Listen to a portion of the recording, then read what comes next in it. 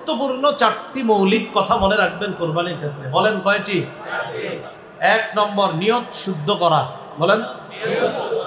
2 নম্বর হালাল টাকায় কোরবানি দেওয়া। 3 নম্বর শরীয়ত মোতাবেক কোরবানি দেওয়া। হুজুর করতে জিজ্ঞাসা মাসালা জিজ্ঞাসা কইরা সুন্দরভাবে পশুটা কোরবানি দিবেন। হ্যাঁ, পশু কোরবানি দেওয়ার আগে 10 দিন 15 দিন 5 দিন এমন এমন ঘটনা ঘটায় মনে হয় হেরে ছাড়া আর কেউ কোরবানি দিব না। পশুর এই করে সেই করে অমুক করে তমুক করে। আরে ভাই এগুলো কোথায়? পশু কোরবানি করতে হবে, এটা ইসলামী শরীয়ত মোতাবেক। আবার দেখবেন যিনি জবাই করে, হুজুর যদি জবাই করে একটু চাকুটা টাচ করার সাথে সাথে তো অনেক কসাই ভাইয়ারা থাকে মাশাআল্লাহ, যাই হোক ওনারাও খেদমত করে, ওনারা বলে হুজুর বাস বাস হয়েছে বাস হয়েছে বললে ছেড়ে দিবেন না। যেই রক কাটলে পশুর জান যায় ওটা পর্যন্ত ছুরিটা চালাবেন, ওটা নিশ্চিত যখন হবেন এরপর ছুরি ছাড়বেন। আর এইভাবে ডাইরেক্ট ছুরিটা এভাবে আপনি ভিতরে দিয়ে দিবেন না। অনেকে কি করে প্রথমে চালানোর পর আরেকজন যিনি পাশে থাকে উনি এইভাবে মারে, এটা না, এটা করবেন না। বলেন 3 নাম্বার কি মোতাবেক? 1 নাম্বার নিয়ত, 2 নাম্বার হালাল টাকা, 3 নাম্বার কোরবানি শরীয়ত, 4 নাম্বার বলেন রিয়া মুক্ত কোরবানি। বলেন মানুষকে দেখান যাব না। আচ্ছা, অন্য মানুষ তো দেখি সবাই করবে উদ্দেশ্য কি? অর্থাৎ আমার এই কোরবানি আল্লাহর জন্য। মানুষ দেখ মানে মানুষ বড় বলবে, বাহবা বলবে 5 লাখ টাকা দিয়ে কোরবানি দিছে, এই উদ্দেশ্য না, বরং আমি 5 লাখ টাকা দিয়ে কিনছি আমার রবরে বেশি খুশি করতে, এটা উদ্দেশ্য। ঠিক আছে, কিন্তু আপনি যদি এটা হয় না আমার রব আমারে দিছে যত বেশি টাকা, তাই বেশি টাকা দিয়ে পশুটা কিনছি, আল্লাহ আপনারই খুশি করার জন্য কিনছি, বাস এটা। কিন্তু আপনার এটা যেন না হয় 5 লাখ দিয়ে কিনছি আমার ভাইয়েরটা 2.5 লাখ, এরকম হইলে শেষ। এরকম যেন উদ্দেশ্য না হয়। তাহলে 4টা কথা: 1 নাম্বার নিয়ত শুদ্ধ করা, 2 নাম্বার হালাল টাকায় কোরবানি দেওয়া, 3 নাম্বার শরীয়ত মোতাবেক, 4 নাম্বার মানুষকে দেখানোর জন্য না বরং আল্লাহরে খুশি করার জন্য কোরবানি। 1 নিয়ত শুদ্ধ করা। সহিহ বুখারীর 1 নম্বর হাদিস, قال رسول الله صلى الله عليه وسلم انما الاعمال بالنيات। আমলের প্রতিদান নির্ভর করে নিয়তের উপর। বলেন আমলের প্রতিদান নির্ভর করে কিসের উপর? আমি যে এখন কথা কইতেছি এই যে আপনাদের সামনে, এটা কি কথা না কাজ? বলেন সবাই, আমি যে এখন কথা কইতেছি কথা না কাজ? একদল কয় কথা আর একদল কয় কাজ। আমি যে কথা বলতেছি কথাটা কাজ না, এটা মুখের কাজ। বলে এটা কার কাজ? এজন্য ইন্নামাল আমালু বিন্নিয়াত অর্থ হলো ইন্নামা আমালু জাওয়ারিহি তুসাবু বিন্নিয়াত। অঙ্গ প্রত্যঙ্গের আমলের প্রতিদান দেওয়া হবে নিয়তের উপর। অঙ্গ প্রত্যঙ্গের আমল, হাতের আমল, পায়ের আমল, মুখের আমল। মুখের আমল হলো সত্য কথা বলা, এটা ভালো আমল। মিথ্যা কথা বলা, এটা খারাপ আমল। সত্য বলা এটা ইবাদত, মিথ্যা বলা এটা গুনাহ। মিথ্যা বলা এই গুনাহটা করলো কে? মুখ। তাহলে গুনাহ বদ আমল, গুনাহ বদ আমল, তাহলে মিথ্যা কথা বদ আমল। তো বদ আমল, এই মিথ্যা কথা নামক বদ আমলটা কে করছে? মুখ। আর সত্য কথা নামক নেক আমলটা কে করছে? মুখ। তাহলে মুখের সত্য কথা নেক আমল, মুখের মিথ্যা কথা এটা বদ আমল। এই জন্য রাসূলের এই হাদিস দ্বারা উদ্দেশ্য অঙ্গ প্রত্যঙ্গের আমলের প্রতিদান দেওয়া হয় পরিশুদ্ধ নিয়তের সাথে। এখন আমরা যে হাত দিয়ে গরু কোরবানি করব, পশু কোরবানি করব, এটা কার জন্য করা?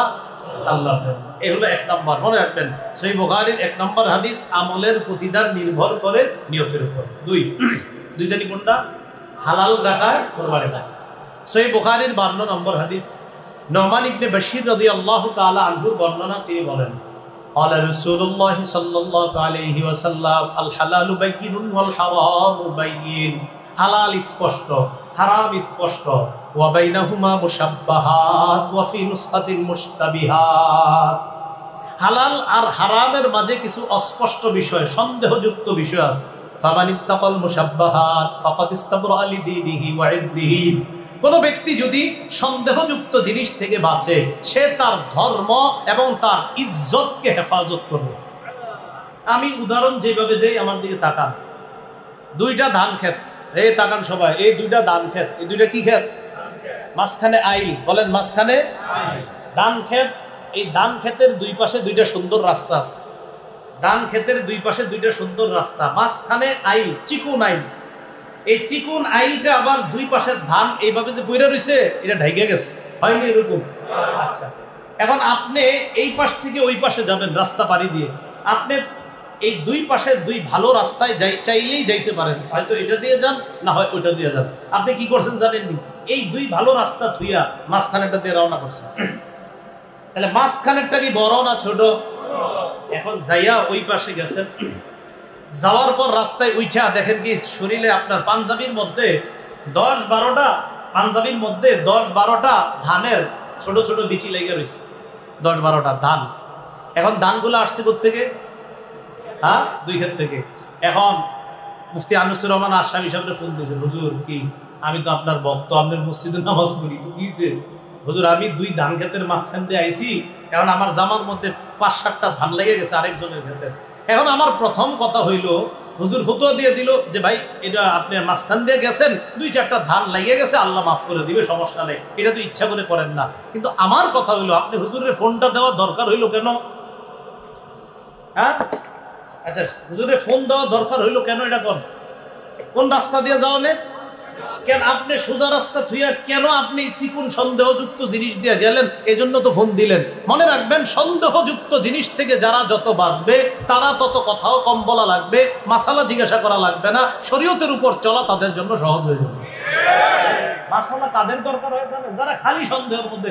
আপনারা এই জায়গায় আলেম ছাড়া যারা সবাই জানেন কোনটা হালাল কোনটা হারাম, এটা সবাই জানেন, কিন্তু কিছু সন্দেহযুক্ত জিনিস আছে, এগুলা কইরা পরে হুজুরে ফোন দেয়, হুজুর আমি তো এরকম করছি, এটা কি জায়েজ না না জায়েজ? আপনি এটা করতেন গেলেন না, কথাটা বুঝছেন নি? এখন আসেন, এই কথা কেন বললাম? হালাল টাকায় কোরবানি হতে হবে, হারাম টাকায় যেন না হয়। হারাম সুদখোর, সুদি টাকা হারাম, এর তো আপনি জানা শুনে নিবেন না, আপনার কোরবানি হবে না। এখন আসেন, 3 জন শরীক, আপনারা 3 জন শরীক, 3 জনের একজনের ব্যাপারে উত্তরপাড়ার আব্দুর রহিমে কয়, কি ও কারে নিছেন? কেন? যেটারে নিছেন হেতার টাকা পয়সা সম্পর্কে আপনার আইডিয়া আসেনি? আপনি চিন্তা করলেন কেন, কি হয়েছে? হ্যাঁ, ইনকাম সম্পর্কে জানেননি। এটা বলার পরে আরো 5-6 জন কইছে, হ্যাঁ তুই ইনকামে ঝামেলা আছে। এখন বলেন তো, আপনি কিন্তু খালি জানছেন ঝামেলা, আসলে জানেন না হালাল যে হারাম এটা জানেন না, কিন্তু এই তো সন্দেহ অস্বসা শুরু হয়েছে, এরে কি নিমু না নিমু না, নিমু না নিমু না। এখন আপনার জন্য উচিত, বাস যার যার ব্যাপারে সন্দেহ হবে তারে বাদ দিয়ে দেন। যদি বাদ না দেন, এখন ধরে নেন তার টাকা হালাল, তো তো কোরবানি হয়ে গেল। ধরে নেন তারটা যদি হারাম হয়ে যায়,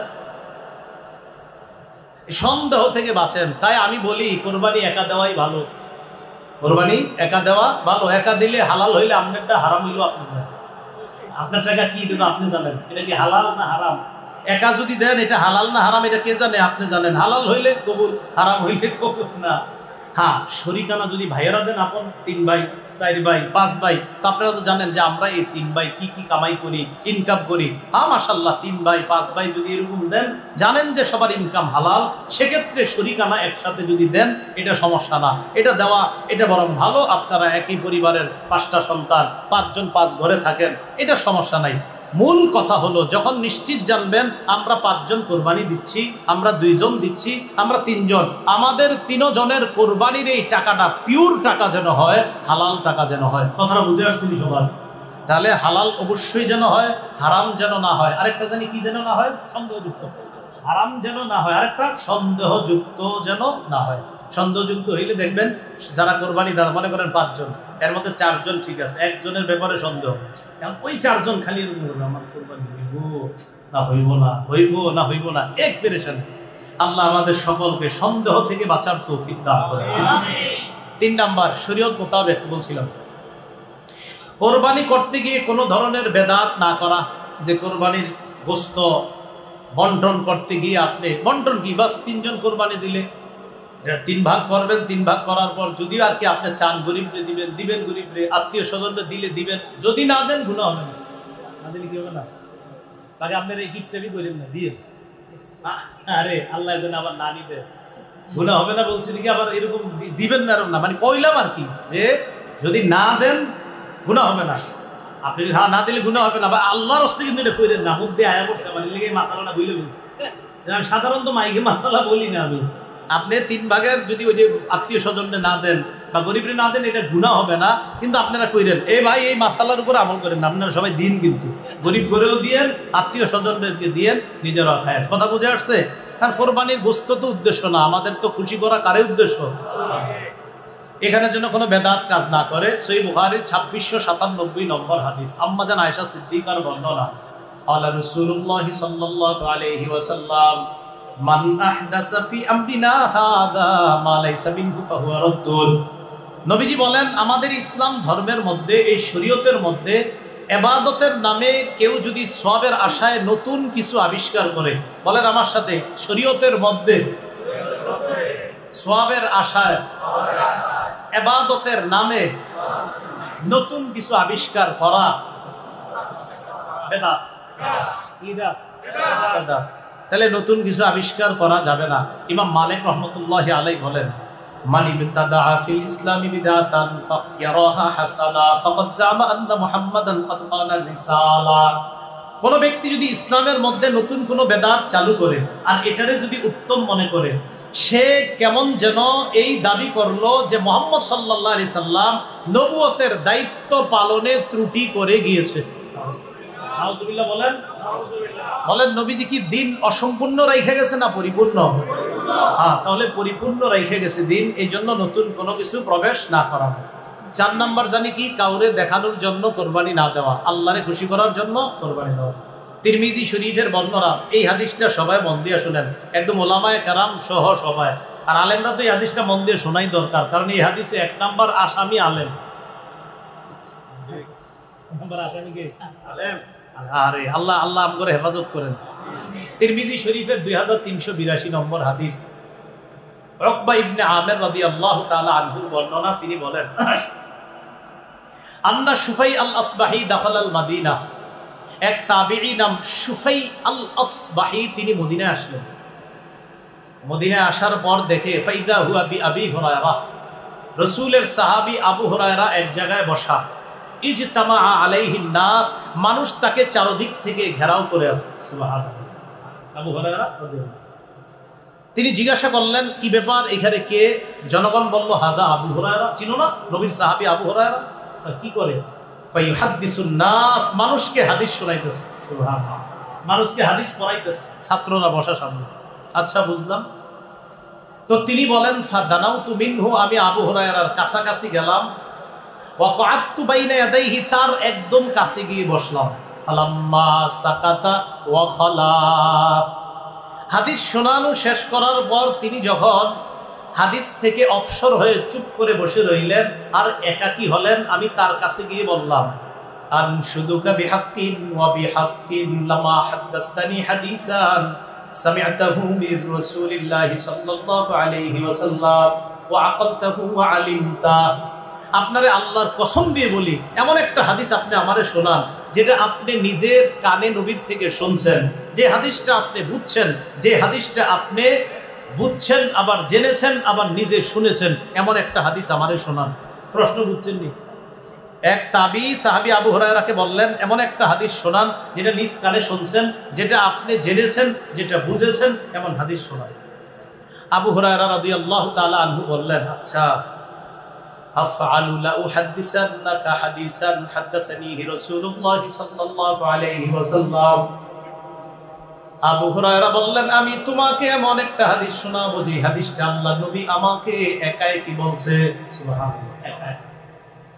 এটা বইলা সুম্মা নাশাগা আবু হুরায়রা তানাশা, আবু হুরায়রা রাদিয়াল্লাহু তাআলা আন বেহুশ হয়ে গেলেন। হাদিস বলছেন না, বলে নাই, খালি কইছে গোমু, কইয়া বেহুশ হয়ে গেল।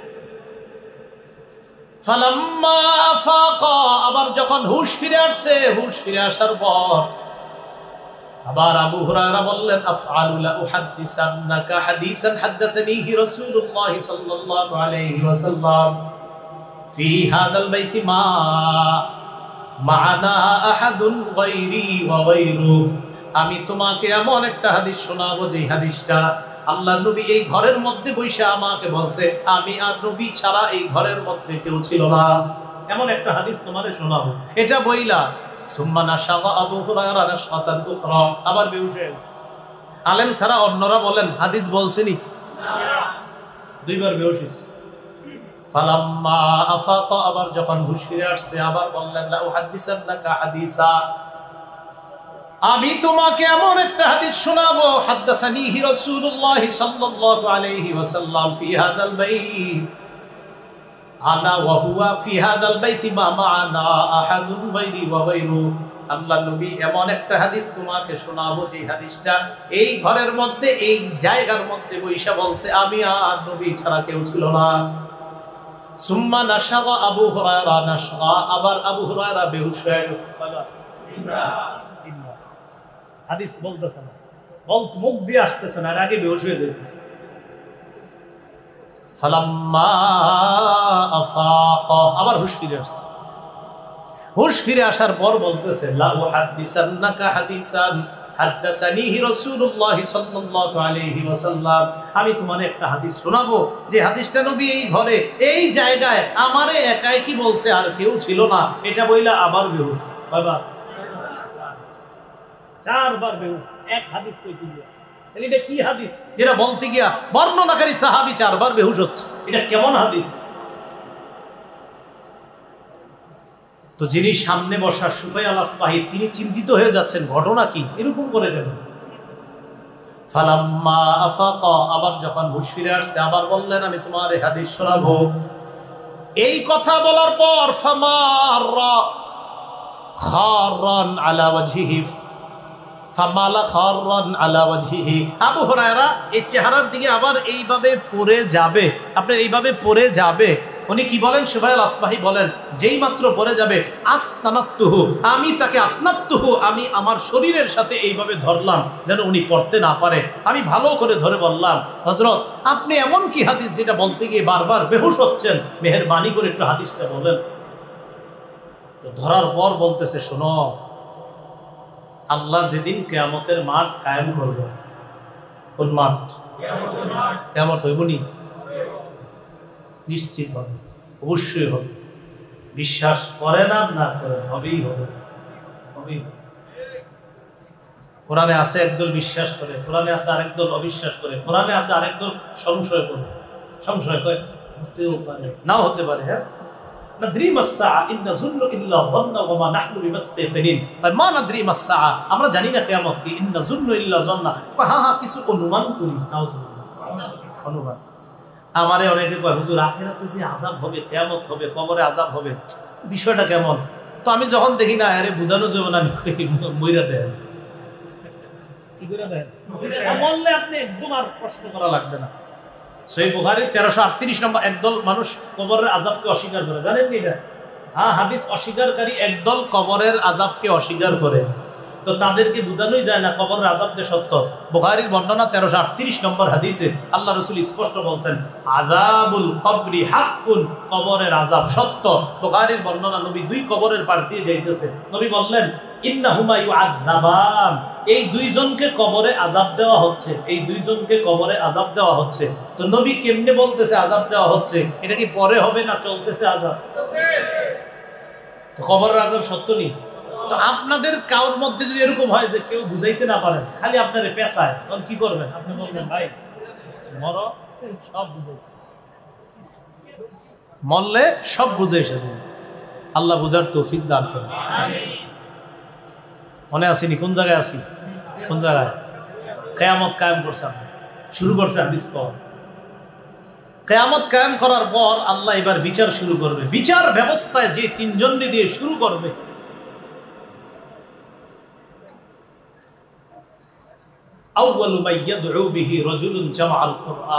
সর্বপ্রথম আল্লাহ ডাকবে যাকে, তিনি হলেন আলেম।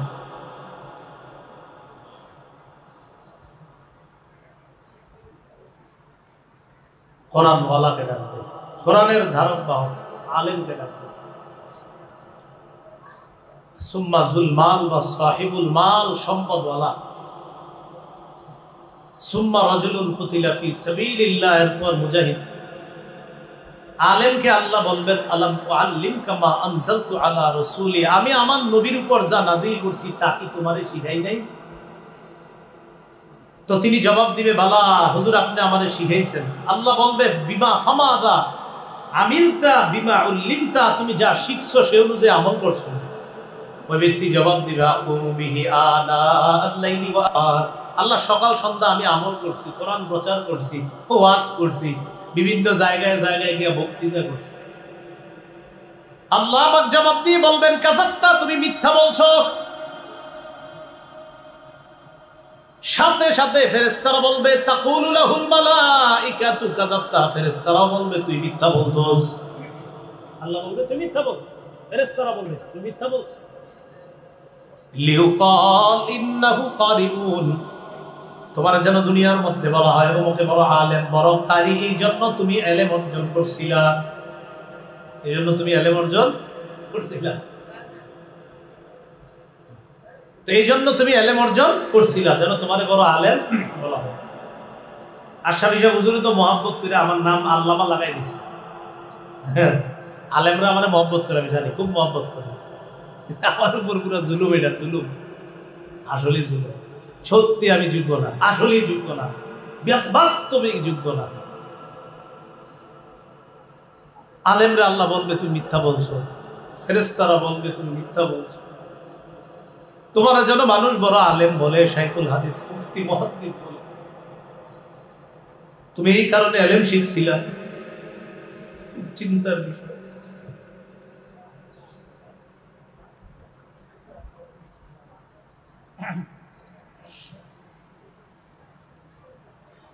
তুমি এই জন্য ইলম শিখছো। সহিবা বিহি আলা ওয়াজহিহি ফিন্নার, মাথাটা নিচে দিবে, পা উপরে দিকে ধাক্কায় জাহান্নামে দেবে।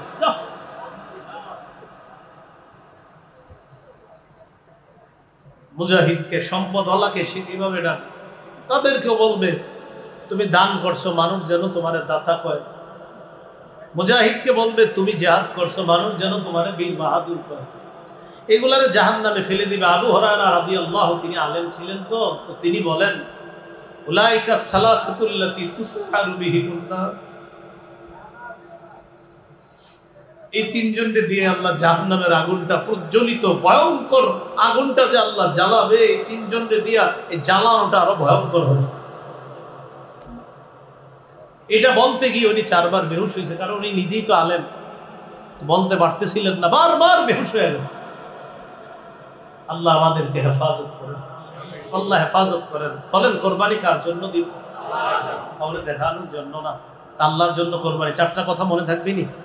নিয়ত শুদ্ধ করা, হালাল টাকায় কোরবানি দেওয়া, 3 নাম্বার শরীয়ত মোতাবেক কোরবানি দেওয়া, কোনো বেদাত যেন না ঢোকে। 4 নাম্বার রিয়া মুক্ত কোরবানি, কাউরে দেখানোর জন্য না।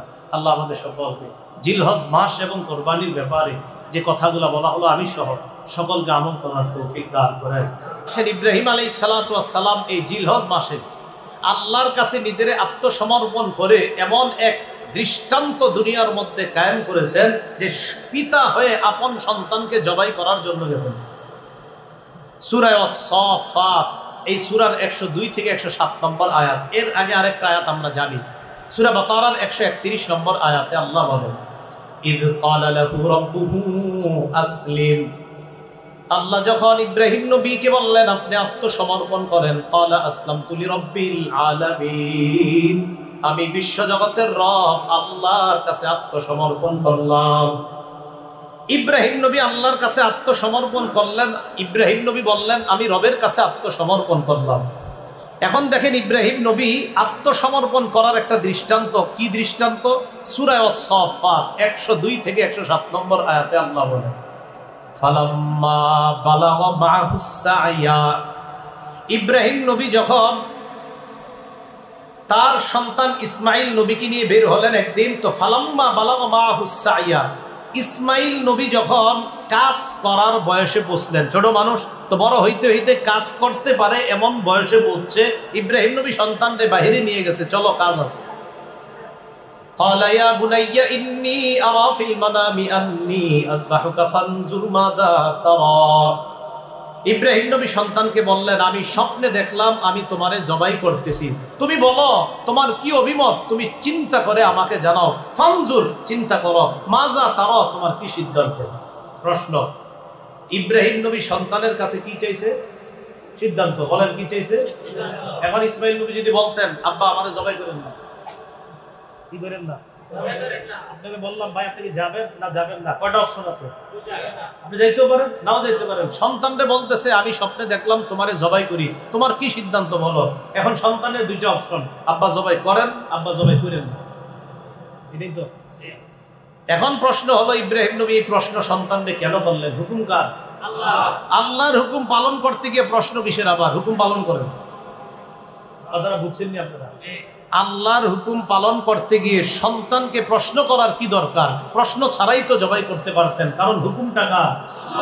এখন মুফাসসিরিনে কেরাম সুন্দর কথা লেখছে যে ইব্রাহিম নবী সন্তান ইসমাইলকে প্রশ্ন করার উদ্দেশ্য এই না যে সন্তান যদি না বলে জবাই করবে না, আর হা বললে জবাই করবে, এটা না। হা বললেও জবাই করবে, না বললেও জবাই করবে, কারণ হুকুম তো আল্লাহর। নবী ইব্রাহিম শুধু সন্তানকে পরীক্ষা করতে চাইলেন, দেখি আল্লাহর হুকুম পালন করার ক্ষেত্রে আমার সন্তান ইসমাইলের আগ্রহটা কেমন। তাহলে না আর হা অপশনের কথা না, হা বলুক জবাই করবে, না বলুক জবাই করবে, চাইলেন আমার সন্তান দেখি কি বলে। ইসমাইল নবী জবাব দিয়ে দিলেন,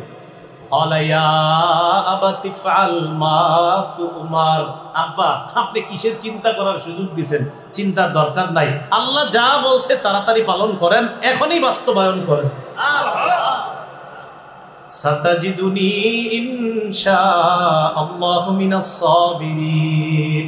আব্বা আপনি আমারে ধৈর্যশীলদের অন্তর্ভুক্ত পাবেন, আল্লাহ চাহেন তো আমি দৌড়ায়া পালিয়ে যাব না, আপনি আমাকে ধৈর্যশীল পাবেন। আব্বা আপনি আল্লাহর হুকুম পালন করেন। এখন আল্লাহ কি বলছে দেখেন, ফালাম্মা আসলামা, তারা দুইজন যখন আত্মসমর্পণ করলেন। একটু বুঝেন এই জায়গায় কোরআন সূরা বাকারার 131 নম্বর আয়াতে আল্লাহ বললেন, ইদ ক্বালা লাহু রাব্বুহু আসলিম। নবীর রব যখন তাকে বললেন, ও ইব্রাহিম আলাইহিস সালাম আপনি আমার কাছে আত্মসমর্পণ করেন। নবী ইব্রাহিম বললেন, আমি আত্মসমর্পণ করলাম। সূরা ওয়াস-সাফফাতে আল্লাহ বলে, ফালাম্মা আসলামা, বাবা এবং ছেলে দুইজন যখন আত্মসমর্পণ করলেন। আগে বলছে শুধু বাবার কথা, এখানে বলছে কার কথা? বাবা এবং সন্তান। কেন? ওই যে বাপ সন্তানকে পরীক্ষা করে নিছে, বাবা তুমি চিন্তা করে দেখো, আমি স্বপ্নে দেখছি তোমারে জবাই করি, তুমি বলো কি করব? সন্তান কয় ইফআল মা তুমার। আব্বা আল্লাহ যা বলছে এটা পালন করেন। এখন আল্লাহই কোরআনের মধ্যে সিদ্ধান্ত দিয়ে দিলেন, ফালাম্মা আসলামা, বাবা এবং ছেলে দুটোটাই আমার কাছে আত্মসমর্পণ করছে।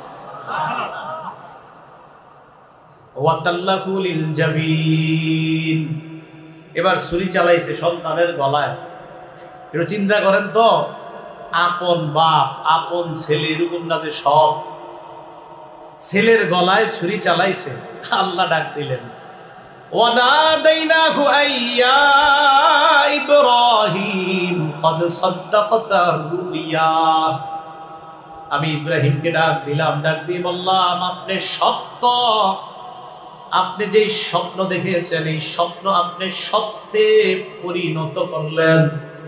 আপনি স্বপ্নে দেখছেন সন্তান জবাই করেন, এই যে স্বপ্নটা এটা আপনি সত্যায়ন করেছেন। এখন একটু বুঝেন এই জায়গায় স্বপ্ন দেখাইছে কে?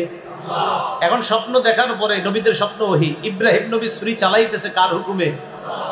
ইব্রাহিম নবীরে আল্লাহ বলতেছে, আপনি যে স্বপ্ন দেখছেন এই স্বপ্নটা সত্যে বাস্তবায়ন করছেন। দেখেন বান্দা একজন নবী তার স্বপ্নকে বাস্তবায়ন করেছেন, এই ঘোষণা এই সিদ্ধান্ত আল্লাহ জানায় দিয়েছেন। আপনি স্বপ্ন যেটা দেখছেন এটা বাস কার্যকরী হয়ে গেছে। ইন্না কাযালিকা নাজজিল মুহসিনিন। আল্লাহ বলেন এইভাবে আমি ভালো মানুষদেরকে পরীক্ষা করি। মনে রাখবেন আল্লাহ কোরবানি চান, কোরবানি নেন না। বললাম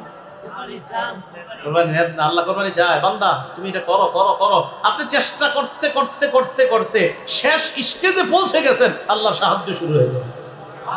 এবার আল্লাহ বলে একটু কোরবানি দাও দাও, করো করো করো, এই আপনি করতেছেন, বাস সাহায্য শুরু হয়ে যাবে। এজন্য আল্লাহ কিছু কোরবানি চান, এরপরে আল্লাহ দেখবেন ফাইনাল স্টেজে আইসা আপনার উপর এমন পরিমাণ সাহায্য শুরু করেন, এটাকে বলা হয় আল্লাহ নুসরত। এজন্য আল্লাহ বান্দার থেকে কোরবানি চান, কিন্তু পরিপূর্ণ কোরবানি আল্লাহ বান্দার থেকে নেন না। শুধু দেখে আমার বান্দা চেষ্টা করে কিনা, আমার বান্দা আমার হুকুম পালনে সচেষ্ট হয় কিনা, এটা আল্লাহ দেখেন। পরিপূর্ণতাটা আল্লাহ দান করে দেন। এরপরে আল্লাহ বলেন, ইন্না হাযা লাহুয়াল বালাউল মুবিন। এটা স্পষ্ট পরীক্ষা। ওয়াফাদাইনাহু বিযিবহিন আযীম। আমি ইসমাইলের পরিবর্তে বড় একটা প্রাণী দিয়ে কোরবানির ব্যবস্থা করে দিলাম। তখন থেকে মানুষ না প্রাণী দিয়ে কোরবানির প্রচলন আল্লাহ পাক রব্বুল আলামিন ইব্রাহিম নবীর সুন্নত হিসাবে কিয়ামত পর্যন্ত মুসলমানদের জন্য এই সুন্নতটা আল্লাহ চালু করে দিয়েছেন। সাহাবারা নবীজিকে জিজ্ঞাসা করলেন, মা হাদিহিল আদাহি ইয়া রাসূলুল্লাহ, হুজুর এই যে কোরবানি করি আমরা এগুলা কি? ক্বালা সুন্নাতু আবিকুম ইব্রাহিম আলাইহিস সালাতু ওয়াস সালাম, এটা তোমাদের আব্বা ইব্রাহিম নবীর সুন্নাত। সুবহানাল্লাহ। একটু বুঝছেন না আপনারা? তাহলে জিলহজ মাসে ইব্রাহিম নবী আল্লাহর কাছে নিজের আত্মসমর্পণ করলেন। তো জিলহজ মাস এটা আমাদেরকে মনে করায় দেয়, শোনো এই মাসটা আত্মসমর্পণ তো সবসময় করবা, বাকি এই মাস আসলে তোমাদেরকে আমি আল্লাহ মনে করায় দিই। কেন? এই মাসে একটা পরীক্ষা নিছি ইব্রাহিম নবীর কাছে।